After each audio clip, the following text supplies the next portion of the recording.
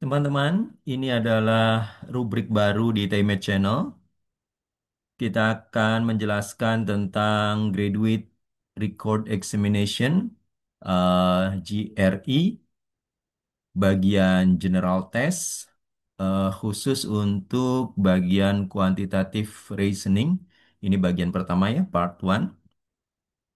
Baik, teman-teman, GRE ini digunakan biasanya untuk melanjutkan kuliah pasca sarjana ke luar negeri, terutama ke kampus-kampus di Amerika Serikat. Teman-teman, biasanya selain TOEFL, diperlukan hasil tes GRE. Baik, teman-teman, ini eh, pembagian seksinya ya, sectionnya dan waktunya begitu ya. Yang pertama ada analytical writing. Eh, ini waktunya 30 menit biasanya dikerjakan pertama analytical writing ini, teman-teman. Kemudian bagian kedua ada verbal reasoning. Nah, verbal reasoning ini untuk section satu ada 12 pertanyaan, waktunya 18 menit. Dan untuk section 2 ada 15 pertanyaan, waktunya 23 menit, teman-teman. Bagian ketiga, quantitative reasoning. Ini yang akan kita bahas ya teman-teman ya, tentang bagian quantitative reasoning. Ini ada dua section. Section satu 12 pertanyaan, waktunya 21 menit. Dan section 2 15 pertanyaan, waktunya 26 menit. Biasanya untuk analytical writing itu muncul pertama teman-teman. Kalau untuk verbal reasoning dan quantitative reasoning bisa saling tukar ya. Nanti misalnya setelah analytical writing bisa verbal reasoning dulu baru quantitative reasoning atau nanti setelah analytical writing munculnya pertanyaan quantitative reasoning dulu baru verbal reasoning. Itu bisa saling tukar yang verbal dan kuantitatif teman-teman. Baik teman-teman, kita khusus akan menjelaskan tentang quantitative reasoning ya teman-teman ya. Pada GRE General Test ini, quantitative reasoning itu akan mengukur kemampuan matematika dasar, kemudian pemahaman tentang konsep dasar matematika, kemudian kemampuan untuk bernalar secara kuantitatif dan untuk membuat model dan menyelesaikan masalah dengan metode kuantitatif, teman-teman. Ini akan tiga hal ini akan diukur pada quantitative reasoning di GRE General Test, teman-teman. Nah, apa saja teman-teman kontennya? Jadi pertanyaan pada quantitative reasoning ini itu settingnya bisa real life ya teman-teman, kehidupan nyata, bisa juga konteksnya itu langsung matematika begitu ya, artinya langsung angka, langsung grafik, langsung diagram begitu ya, atau dalam bentuk setting konteks dunia nyata gitu.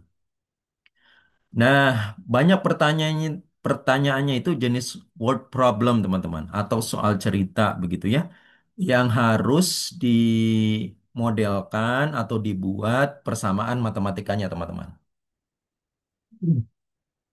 Selanjutnya, skill konsep dan kemampuan yang akan diukur adalah pada area aritmetik, aljabar, geometri, dan data analisis, teman-teman.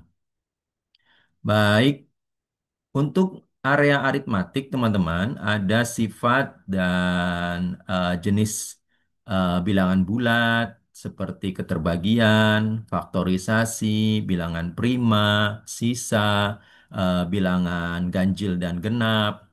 Kemudian ada operasi aritmatik seperti eksponen, akar, begitu ya teman-teman ya.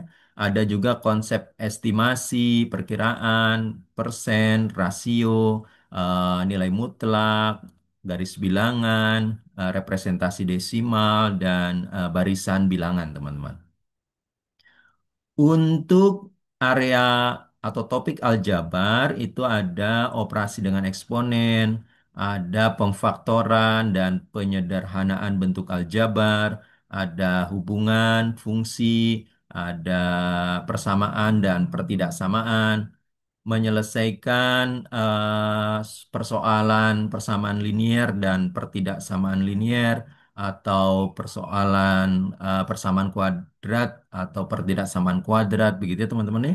Terus menyelesaikan sistem persamaan linier atau sistem pertidaksamaan linier. Terus ada membuat persamaan untuk menyelesaikan soal cerita.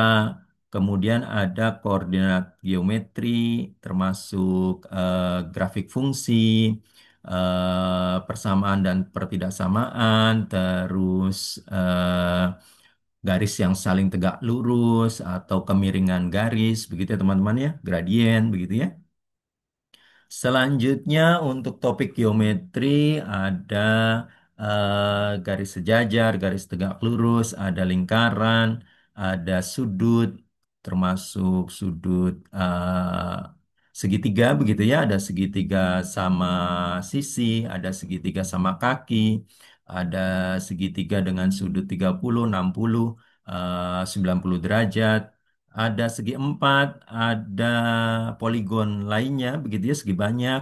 Terus ada kekongruenan dan kesebangunan, ada bangun ruang, ada luas, ada keliling, volume, ada teorema Pitagoras, ada pengukuran sudut, begitu ya.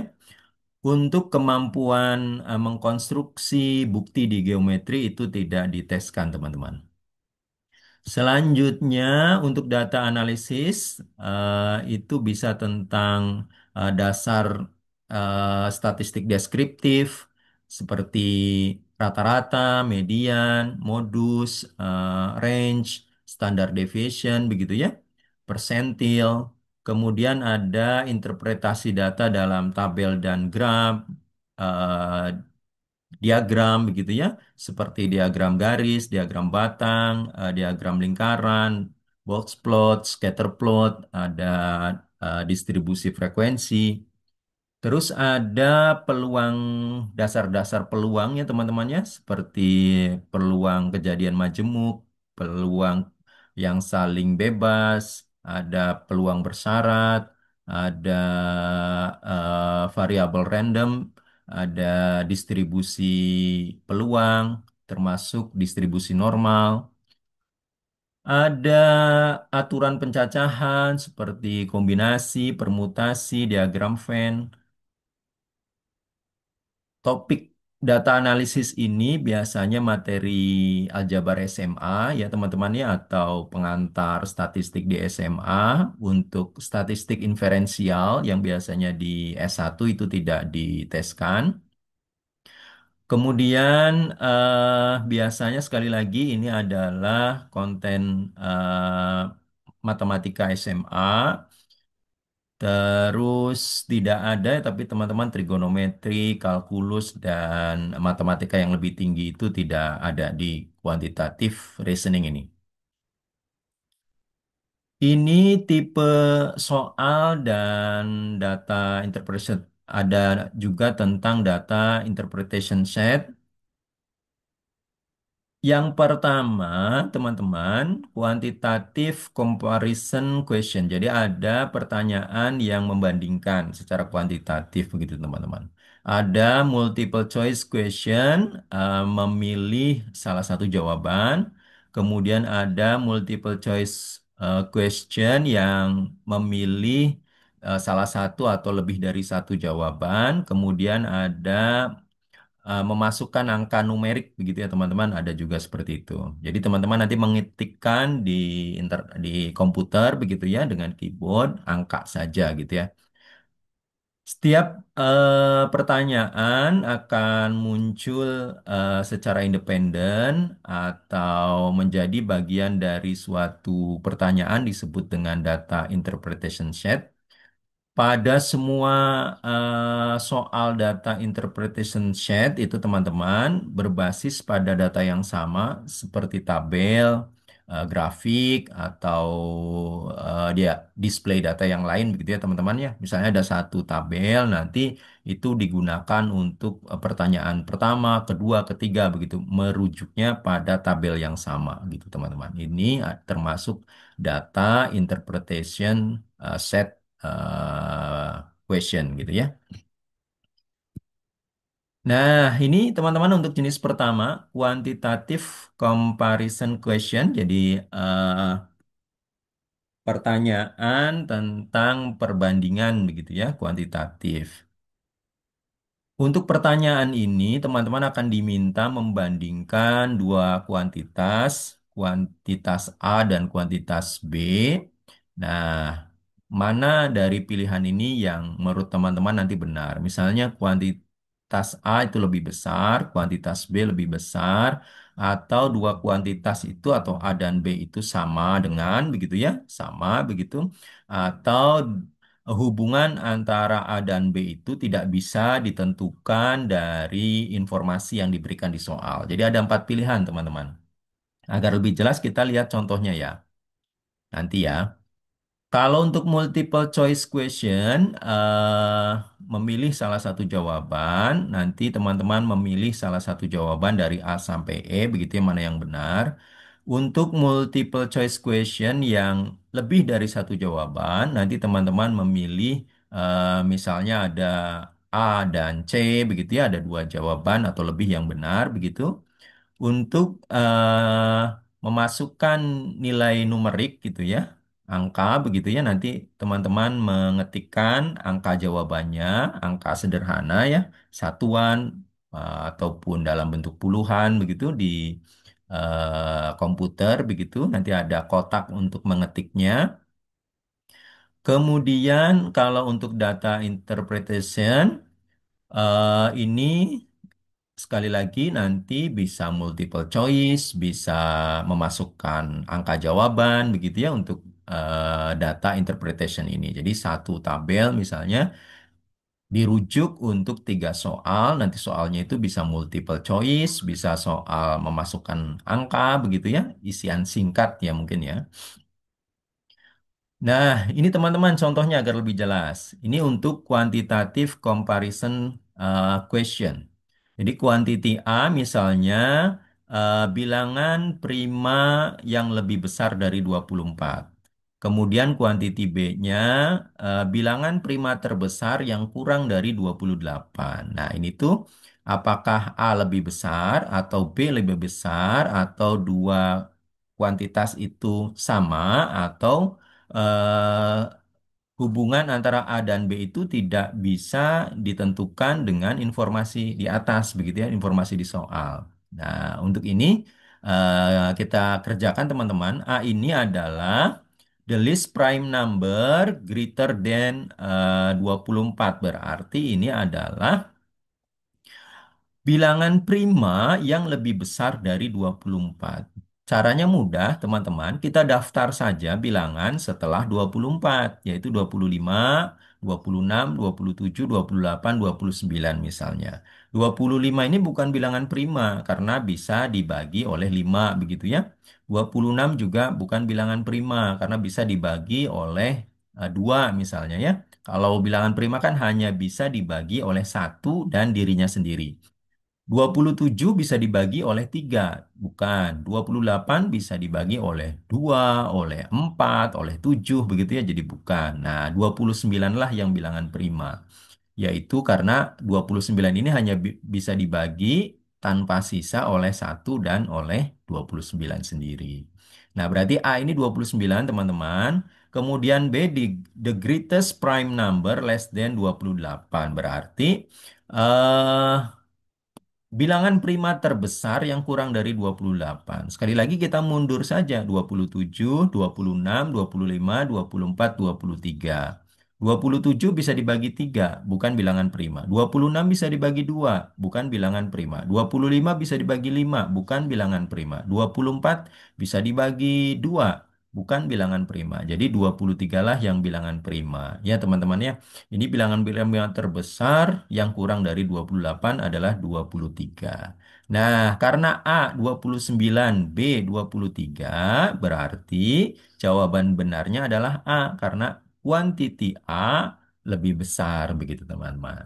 Seperti itu contohnya teman-teman untuk soal jenis quantitative comparison. Selanjutnya teman-teman, ini juga masih contoh yang sama ya. Kuantiti A-nya X, kuantiti B-nya Y. Dari persamaan Y sama dengan 2X kuadrat plus 7X min 3. Nah, kita tinggal ganti X-nya 0, teman-teman. X-nya 0, masukkan ke sini 0, 0, min 3. Berarti ketika X-nya 0, Y-nya min 3. Berarti X 0 itu lebih besar dari min 3, teman-teman ya. Kemudian kita masukkan X-nya 1. 2 kali 1 kuadrat ditambah 7 kali 1 kurangi 3 hasilnya 6. Ketika X-nya 1, Y-nya 6. Berarti Y lebih besar dari X. Nah, ini kan hubungannya tidak menentu ya teman-teman ya. Kadang-kadang X-nya lebih besar dari Y, kadang-kadang Y-nya lebih besar dari X. Nah, jadi jawaban benarnya adalah D. Hubungan tidak bisa ditentukan dengan informasi yang dari soal gitu teman-teman. Semoga jelas ya teman-teman ya. Selanjutnya ini tipe multiple choice question yang memilih satu jawaban benar teman-teman. Misalnya 5x plus 32 sama dengan 4 min 2x. Dicari x-nya berapa. Ini aljabar sederhana biasa ya teman-teman ya. Nanti 5x yang x-nya dikumpulkan teman-teman. Min 2x-nya pindah ke ruas kiri jadi plus gitu ya teman-teman ya. Ini cara sederhana biar cepat ya teman-teman ya. Kalau cara formal nanti misalnya yang kedua ruas ditambah 2x begitu ya nanti 2x belakangan hilang. Yang ini 5x tambah 2x jadi 7x. Itu cara formal ya. Ini kita cara sederhana saja agar cepat. Plus 32-nya pindah ke ruas kanan jadi negatif 32. Ini 5x plus 2x itu 7x. Yang ini 4 dikurangi 32 min 28. Jadi x-nya ini 7-nya turun teman-teman.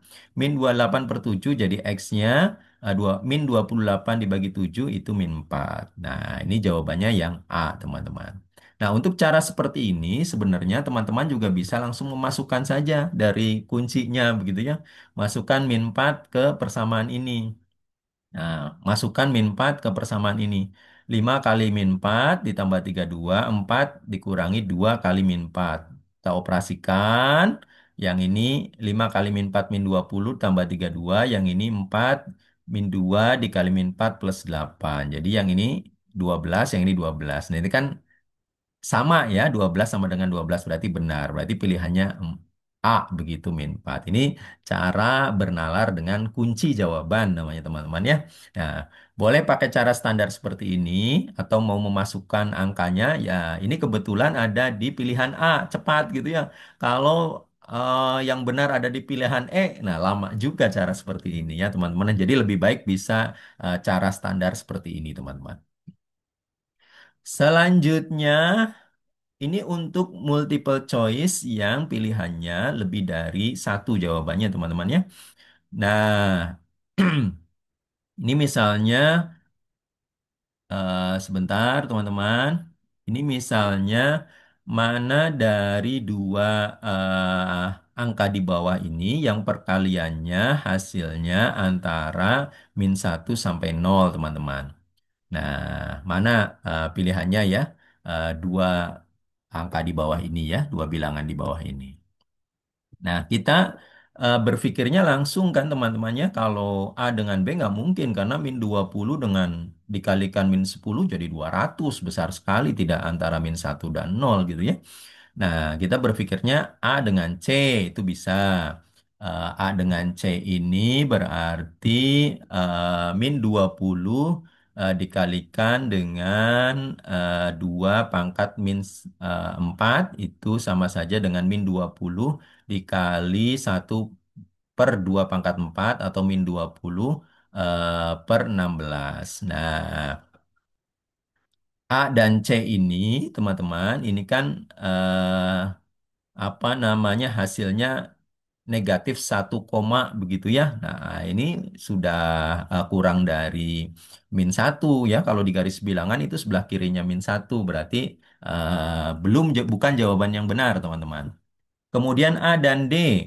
-20 dikali dengan 3 pangkat -2. Atau -20 dikali 1/3 kuadrat. Atau -20 dibagi 9, teman-teman ya. Nah, ini juga hasilnya 2 koma. Apalagi ini ya. Nah, ini kalau masih sebelah kirinya -1 begitu ya. Kita cari yang hasilnya itu antara -1 dan 0 begitu ya. Nah, berarti coba yang B dan C, teman-teman. -10 kali 2 pangkat -4. Atau -10 dikali 1/2 pangkat 4. Atau -10 dibagi 16. Nah, ini hasilnya 0, teman-teman. Negatif 0, begitu ya. Nah, inilah yang antara 0 sampai dengan -1. Jawabannya B dan C, teman-teman. Nah, B dan C. Nanti berarti diklik B dan C. Itu teman-teman semoga jelas. Selanjutnya untuk soal memasukkan angka di kotak ini ya teman-teman ya. Misalnya ini soalnya sebentar teman-teman. Satu pen harganya 0, koma atau poin ya. Karena di bahasa Inggris koma itu poin ya teman-teman ya. Eh, Poin $25 gitu ya, satu pensil misalnya ya. Dan satu pulpennya itu poin 35 gitu ya. 0,35 dolar. Nah, kalau beli pennya 18 dan beli markernya itu 100, berapa biayanya begitu teman-teman? Tinggal dikalikan 0,25 kali 18 karena harga pennya kan 0,25 satunya, belinya 18 itu 4,50 dolar. Kemudian 0,35 kali 100 karena beli markernya 100 ya. Itu hasilnya 35,00 dolar. Nah, ini jumlahkan 39,50 dolar. Jadi teman-teman tinggal mengetikkan 39,50 ke kotak ini. Jadi inilah jenis numeric entry question gitu teman-teman. Diketikkan di kotaknya jawaban angkanya. Biasanya angkanya sedikit gitu ya teman-temannya. Kalau kita mungkin jenis isian singkat gitu ya teman-teman. Semoga jelas teman-teman. Selanjutnya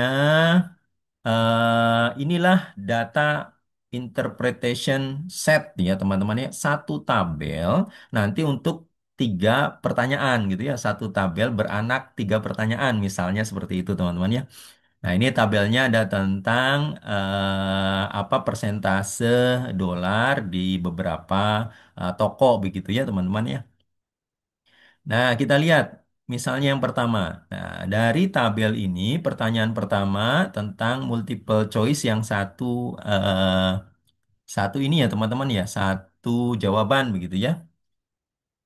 The dollar amount of sale at store P gitu ya adalah sekitar 800.000 dolar pada tahun 2006.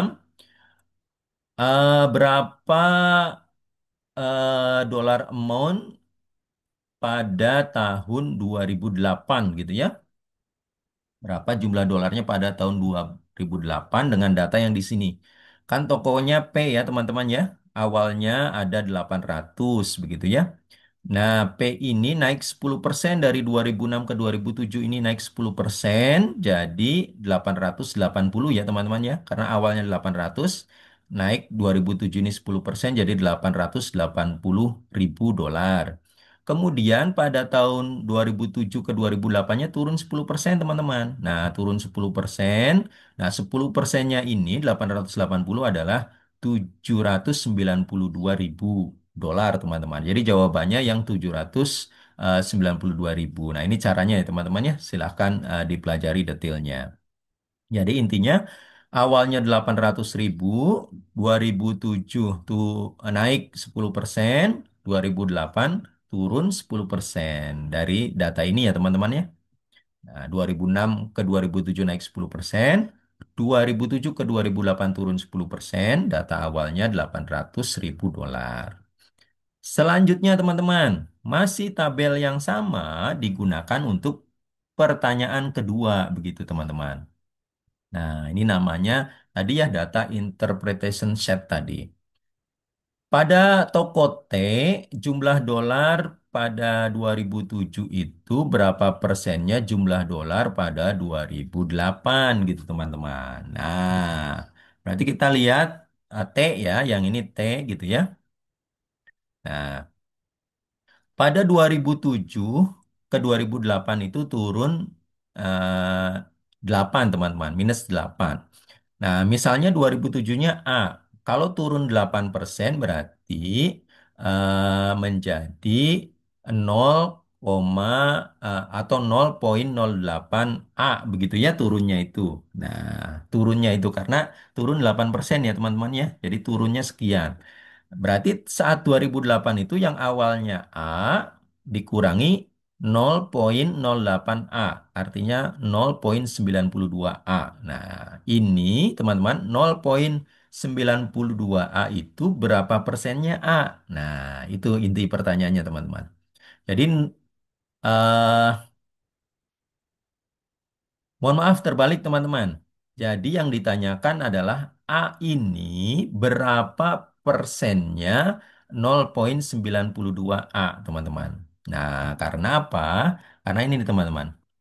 20 jumlah dolar pada tahun 2007 itu berapa persennya jumlah dolar pada tahun 2008. Nah, karena ditanyakannya eh, A ini 2007 ini berapa persennya 2008 berarti A per 0,92 A yang ini ya teman-teman ya. A-nya saling menghilangkan, dicoret bisa jadi 1/0,92 kali 100. Ini hasilnya adalah 108,7% teman-teman. Nah ini nanti 108,7% teman-teman ketikkan di kotak ini. Nah itu untuk pertanyaan jenis kedua. Selanjutnya untuk pertanyaan ketiganya, teman-teman, dengan tabel yang sama masih ditanyakan jumlah dolar eh, pada toko R pada tahun 2008 lebih dari 17% lebih besar dari tahun 2006. Toko R yang ini ya teman-teman ya. Nah, toko R yang ini. Nah, jumlah dolarnya itu pada tahun 2008, sebentar ya teman-teman ya, saya tidak kebaca ini. Baik, jadi kita baca dulu teman-teman pertanyaannya. Berdasarkan informasi yang diberikan, manakah dari statement di bawah A, B, C ini yang benar teman-teman? Nah, kita periksa satu-satu berarti teman-teman. A-nya untuk tahun 2008 jumlah dolar pada toko R lebih dari toko yang lain ya. Nah, coba kita lihat ya, teman-teman ya.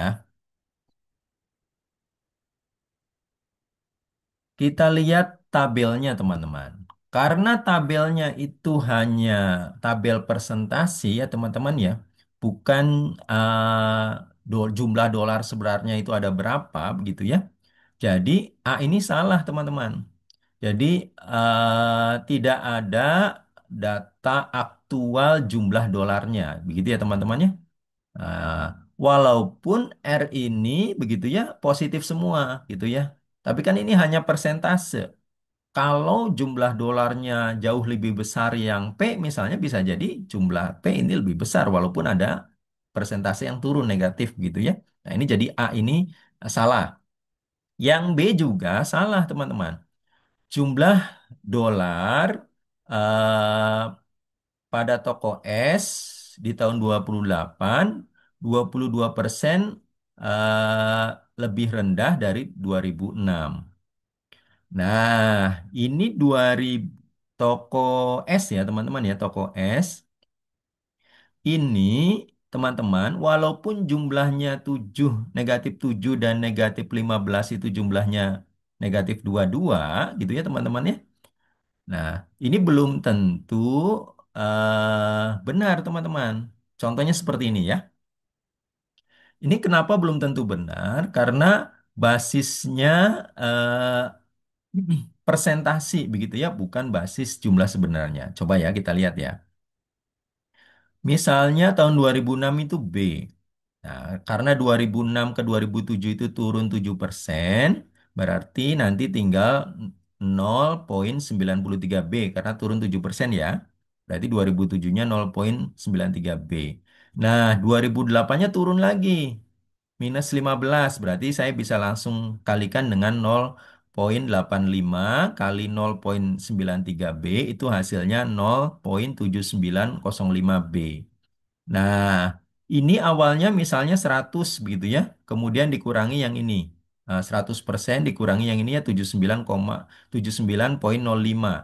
Nah, ini adalah penurunannya cuma 20,95%. Tidak sama dengan 22%. Tidak sama dengan penjumlahan min 7 dengan min 15 yang 22% ya. Semoga jelas ya teman-teman ya. Jadi karena hanya basis persentase, bukan jumlah dolar yang realnya, ini tidak bisa ditentukan bahwa penurunannya itu 22% begitu. Tidak, karena ini jumlah dolarnya bisa berapa saja, nanti diturun 7%. Ini juga jumlah dolarnya bisa berapapun, nanti turun 15%. Itu tidak sama dengan menjumlahkan min 7 dengan min 15 jadi min 22. Tidak seperti itu, teman-teman. Nah, yang C ini jumlah dolar di toko R pada tahun 2008 lebih dari lebih 17 17% lebih besar dari 2006. Nah, kita cek ya teman-teman ya. Misalnya 2006-nya C. Nah, toko R ya teman-teman ya, toko R berarti pakai persentase yang ini ya.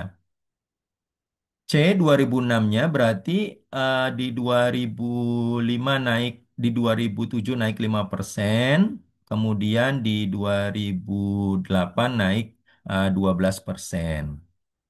Nah, ini kan yang saat 2007-nya karena naik 5% ya teman-teman ya, 1,05 C.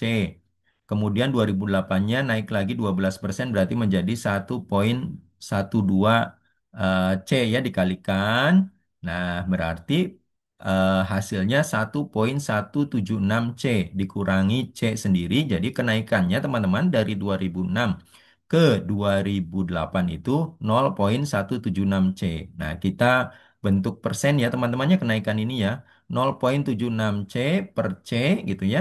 Basisnya C kali 100% itu 17,6%. Nah, walaupun lebihnya hanya 0,6% gitu ya, itu kan lebih dari 17 teman-teman. Jadi yang C ini benar teman-teman. Yang C ini benar. Nah, jadi jawabannya A salah, B salah, dan C benar.